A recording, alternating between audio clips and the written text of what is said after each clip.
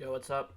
I'm doing a quick tutorial on how to do Plessie skip. It's a skip in 380 stars and 100% that will save time. Uh, the two-player variant of the skip is pretty easy if you're good with moving with two controllers and saves about 40 seconds. But if you want to save a little more time, for 50 seconds, you can do a one-player, but it is significantly harder.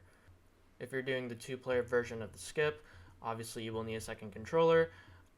Any controller will work for this. It's all just preference, but what I personally do is I have a Joy-Con on my Switch that I take off after finishing 1-3 so I can put it in front of my first controller so I can do the skip more consistently.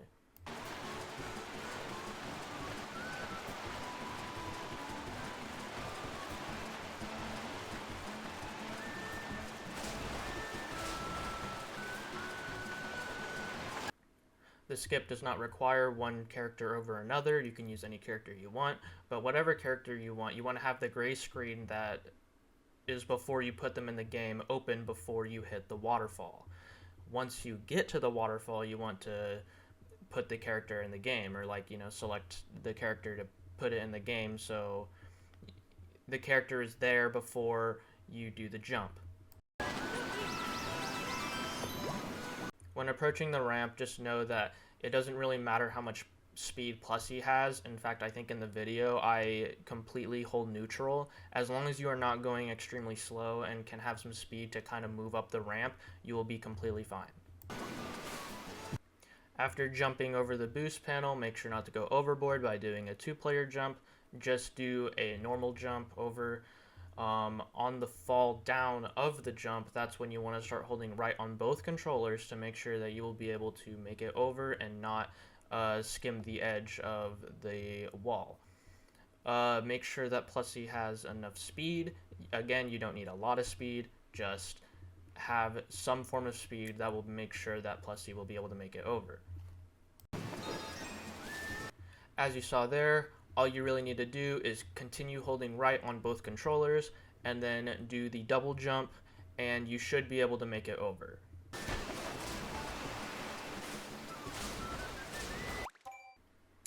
I promise that the movement for Plessie is not as hard as it looks after the jump itself, although you do want to make sure that you know how to navigate Plessie afterwards. You just do the same movement you would, but with two controllers rather than one. The hardest part would be that first part right after the jump where you need to continue holding right on both and then immediately jerk it left whenever you make it to the stamp. And make sure you don't overdo the stamp like I did. Later in the level, you will get to the end where there is a ramp and you need to jump to get the third green star. Sometimes if you do a double jump, you'll get what is known as a moon jump. Be careful for that. You typically can make it if you're just holding forward on both controllers and just do a single jump.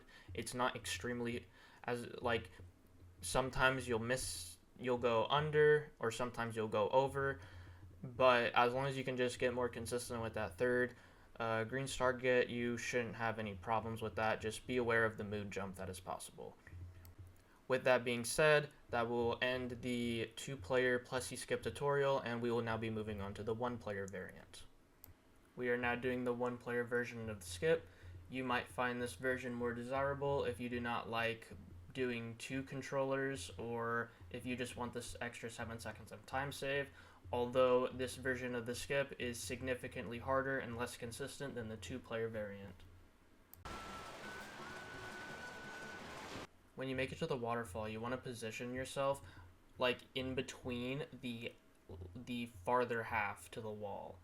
So like if you were to split the entire waterfall down the middle, you want to be in the middle of the farther little segment just so you can line yourself up. That's what I've been lining myself up with all the time when I do this skip. Unlike the two-player version of the skip, you will want to go full speed the entire time, and you will not want to hold back. If you hold back even a little bit, I can guarantee you will not make it over the wall.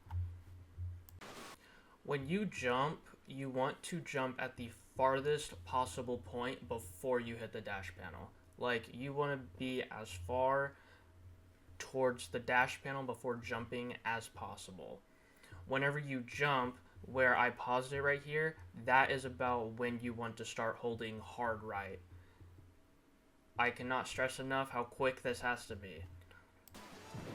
Once you make it onto the ramp, you want to wait just a little bit before jumping so you can just get that extra little bit of height just to make sure that you're actually able to make it over.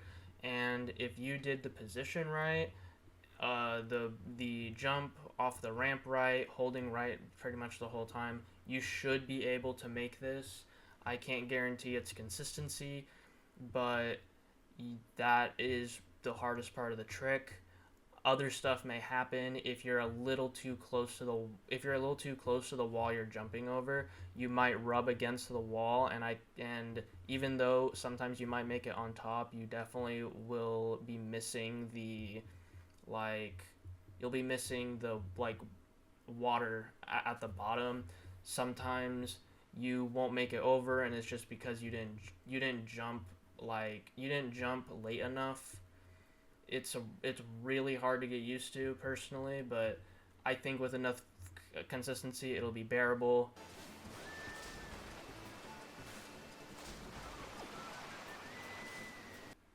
And then right after making it over the wall, you just want to continue holding right, just hold hard right until you are safe enough on the water platform that you will not have problems if you're not holding hard right.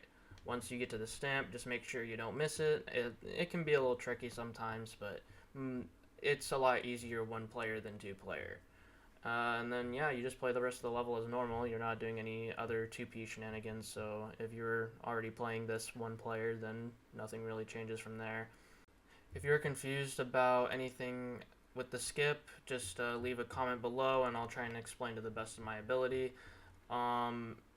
But yeah, aside from that, thank you all for watching, and I'll see you next time. Bye.